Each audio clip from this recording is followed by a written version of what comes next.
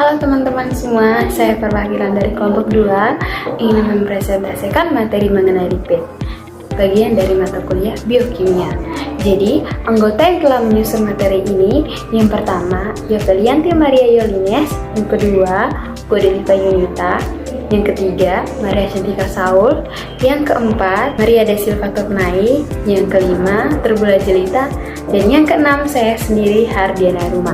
Sekarang, kita masuk ke definisi lipid. Jadi, secara umum, lipid didefinisikan sebagai senyawa organik yang tidak larut dalam air, tetapi ia dapat larut dalam pelarut nonpolar seperti ether, kloroform, atau benzena. Lipid tersusun terutama dari unsur karbon, hidrogen, dan oksigen. Dan pada beberapa jenis juga mengandung fosfor atau nitrogen. Jadi sekarang kita masuk ke definisi lipid menurut para ahli. Definisi lipid menurut para ahli juga diperkuat oleh berbagai ahli biokimia. Yang pertama, menurut Lehninger 2008, lipid adalah kelompok molekul biologis yang sifat khasnya adalah tidak larut dalam air, tetapi larut dalam pelarut organik dan polar seperti ether, kloroform, dan benzena. Yang kedua, Harper 2011 mendefinisikannya sebagai molekul hidrofobik atau amfipatik yang berperan dalam struktur biologis, penyimpanan energi, dan sebagai sinyal biokimia dalam tubuh. Yang ketiga, Murray et al. 2012 menyatakan bahwa lipid merupakan senyawa organik yang mengandung karbon, hidrogen, dan oksigen yang proporsi oksigennya lebih rendah dibanding dari karbohidrat, sehingga menghasilkan energi per gram yang lebih tinggi. Yang keempat, kita masuk ke Nelson dan Cox 2017 mendefinisikan lipid sebagai molekul yang beragam serta struktural, namun kesamaan utama kelarutan dalam pelarut nonpolar dan ketidaklarutan dalam air. Dan yang kelima, terakhir, Voigt dan Voigt 2011 menjelaskan bahwa lipid merupakan komponen penting dari membran biologis dan berfungsi sebagai penyimpanan energi jangka panjang serta prekursor molekul sinyal. Yang berikutnya kita masuk ke klasifikasi lipid. Berdasarkan komposisi kimia dan fungsinya, lipid diklasifikasikan menjadi 3 kelompok. Yang pertama, lipid sederhana atau simple lipids. Yang kedua, lipid kompleks. Dan yang ketiga, lipid turunan. Jadi sekarang kita masuk ke fungsi lipid dalam tubuh. Fungsi lipid dalam tubuh memiliki banyak fungsi. Yang pertama, sebagai sumber cadangan energi utama, menjadi komponen struktural penting dalam membran sel seperti fosfolipid dan kolesterol. Lipid berfungsi sebagai pelindung organ dalam mengatur suhu tubuh. Yang keempat, merupakan prekursor untuk hormon steroid dan vitamin larut lemak A, D, E, dan K. Yang kelima, membantu proses penyerapan dan transport zati gizi. Yang keenam, memberikan rasa kenyang serta cita rasa pada makanan. Baik, sekarang kita masuk ke fungsi lipid dalam tubuh, secara khusus fungsi lipid dalam metabolisme. Lipid dalam metabolisme memegang peran yang sangat penting. Fungsi utamanya adalah sebagai sumber energi dan cadangan yang dapat digunakan ketika asupan karbohidrat dalam tubuh menurun. Metabolisme lipid mencakup serangkaian proses anabolisme atau pembentukan dan katabolisme atau pemecahan untuk mengatur pemanfaatan dan penyimpanan lemak di dalam tubuh. Dalam proses katabolisme, lipid dipecah menjadi bentuk yang lebih sederhana untuk menghasilkan energi. Contohnya, trigliserida dihidrolisis menjadi asam lemak dan gliserol. Asam lemak kemudian mengalami beta oksidasi mitokondria menghasilkan asetil CoA.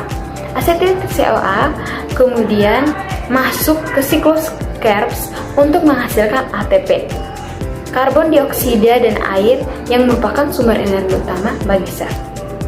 Jadi, ketika asetil CoA masuk ke dalam siklus Krebs untuk menghasilkan ATP, karbon dioksida, dan air yang merupakan sumber energi utama bagi sel. Kemudian kita masuk ke katabolisme lipid. Mari kita lihat lebih detail pada katabolisme lipid, yaitu proses pemecahan lemak untuk diubah menjadi energi yang siap digunakan tubuh. Proses ini diawali dengan hidrolisis trigliserida menjadi asam lemak dan gliserol, dibantu oleh enzim lipase. Gliserol diubah menjadi gliseraldehid 3-fosfat, lalu masuk ke jalur glikolisis untuk energi. Asam lemak menjalani beta oksidasi di mitokondria, di mana setiap asam lemak dikonversi menjadi asetil CoA. Kemudian kita masuk ke anabolisme lipid. Selanjutnya adalah anabolisme lipid, yaitu proses sintesis atau pembentukan lemak baru dari molekul-molekul yang sederhana. Proses ini berfungsi untuk menyimpan kelebihan energi dalam bentuk lemak dan terjadi terutama di hati, jaringan adiposa, serta kelenjar susu. Tahap awal anabolisme lipid dimulai dari asetil CoA. Melalui serangkaian reaksi enzimatik, asetil CoA diubah menjadi asam lemak. Reaksi ini memerlukan ATP, NADPH, dan enzim asetil CoA, karboksilase, serta sintase asam lemak. Berikutnya kita masuk ke anabolisme lipid.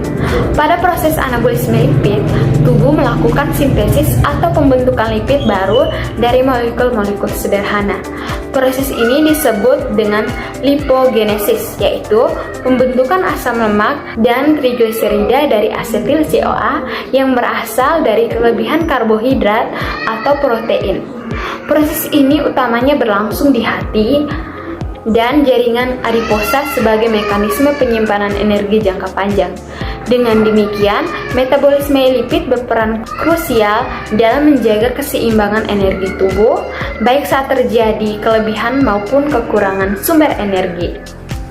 Kemudian kita masuk ke tata nama lipid. Tata nama lipid umumnya mengikuti aturan penamaan asam lemak dan turunannya yang ditetapkan oleh IUPAC. Penamaan bergantung pada jenis ikatan dan jumlah atom karbon dalam rantai karbon. Mengingat lipid tersusun atas asam lemak dan alkohol, biasanya gliserol. Asam lemak dinamakan berdasarkan jumlah atom karbon dan jumlah ikatan rangkat yang dimilikinya. Asam lemak jenuh yang tidak memiliki ikatan rangkat diberi akhiran anoat. Contohnya adalah asam pelamitat C6H32O2 yang berasal dari asam lemak jenuh 16 karbon. Sementara itu, asam lemak tak jenuh memiliki ikatan rangkap yang diberi akhiran enoat. Contohnya adalah asam oleat. Contohnya C18H34O2 yang merupakan asam lemak tak jenuh dengan satu ikatan rangkap. Untuk trigliserida, namanya dibentuk dari gugus asam lemak, penyusunnya yang terikat pada molekul gliserol. Jika ketiga gugus asam lemaknya sama, digunakan nama seperti tristearin yang merupakan trigliserida dari asam stearat. Namun jika gugus asam lemaknya berbeda, setiap asam lemak akan disebutkan satu persatu. Fosfolipid dan glikolipid dinamakan berdasarkan gugus tambahan yang melekat. Contohnya, fosfatidilkolin, akesitin, mengandung gugus fosfat dan kolin. Sedangkan cerebrosida yang merupakan glikolipid yang mengandung gugus gula sederhana. Jadi baik, dapat saya simpulkan di sini, lipid merupakan senyawa organik yang tidak dapat larut dalam air. Ia berfungsi sebagai sumber energi cadangan utama dan merupakan komponen membran sel.